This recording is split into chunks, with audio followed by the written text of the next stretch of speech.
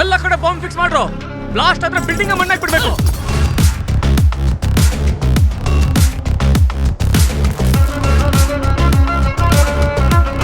ತೆಗಿರೋ ಕೊಕ್ಕೆನ.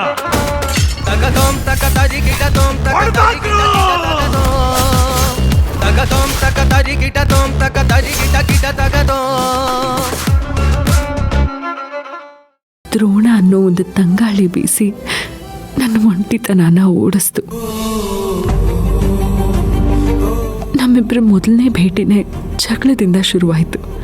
ಅವ್ರನ್ನ ನಾನು ಮೊದಲನೇ ಸಲ ಆಫೀಸಲ್ಲಿ ನೋಡಿದಾಗ ತಪ್ಪು ತಿಳ್ಕೊಂಡು ಬೈದ್ಬಿಟ್ಟಿದ್ದೆ.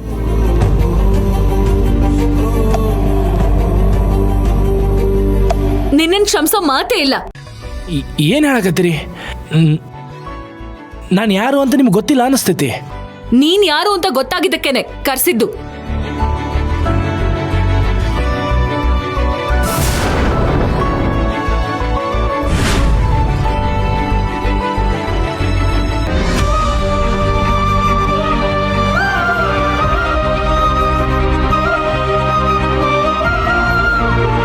ಜಗಳದಲ್ಲಾಗೋ ಪ್ರೀತಿ ಕೊನೆವರೆಗೂ ಉಳಿಯುತ್ತೆ ಅಂತ ಯಾರೋ ದೊಡ್ಡೋರು ಹೇಳೋದನ್ನ ಕೇಳಿದ್ದೆ.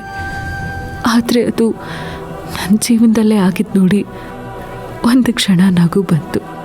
ಅವ್ರ ಮೇಲಿದ್ದ ತಪ್ಪು ಕಲ್ಪನೆ ಎಲ್ಲ ಹೋಗಿ ಎರಡನೇ ಸಲ ಅವ್ರನ್ನ ರೆಸ್ಟೋರೆಂಟ್ನಲ್ಲಿ ನೋಡಿದಾಗ ಅವರೇ ನನ್ನ ಜೀವನದ ಸಂಗಾತಿ ಅನ್ನಿಸ್ತು.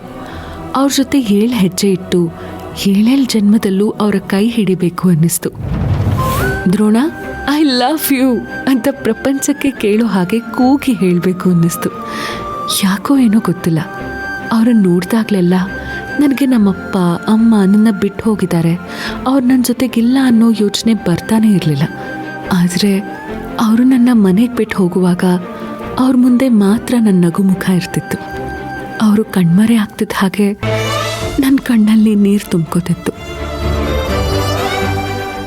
ನಮ್ಮಿಬ್ಬರ ಭೇಟಿ ಸಂಖ್ಯೆ 1, 2, 3 ಹೀಗೆ ಬೆಳೀತಾ ಹೋಯಿತು. ಒಂದೊಂದು ಸಲನೂ ಅವ್ರನ್ನ ನೋಡಬೇಕು ಅಂದಾಗ ತುಂಬ ಕಾತರದಿಂದ ಹೋಗ್ತಿದ್ದೆ. ಎಷ್ಟು ಬೇಗ ಈ ಕಾತುರ ಎಲ್ಲ ಮುಗಿದು ನಾವಿಬ್ಬರು ಒಂದಾಗ್ತೀವೋ, ನಾನು ಅವ್ರ ಜೊತೆ ಬಾಳ್ತೀನೋ ಆ ದಿನ ಯಾವಾಗ ಬರುತ್ತೋ ಅಂತ ಬಕ್ಕ ಪಕ್ಷಿ ಥರ ಕಾಯ್ತಾ ಇದ್ದೀನಿ. ಅಲ್ಲಿವರೆಗೂ ನಾವು ಭೇಟಿ ಮಾಡೋ ಒಂದೊಂದು ದಿನದ ಸಂತೋಷನೂ ಇದರಲ್ಲಿ ಅಚ್ಚಿಳಿಸ್ತಾ ಇರ್ತೀನಿ. ನಾವಿಬ್ರು ಒಂದಾದ ದಿನ ಇದನ್ನು ಅವ್ರಿಗೆ ಉಡುಗೊರೆ ಹಾಕ್ಕೊಡ್ತೀನಿ.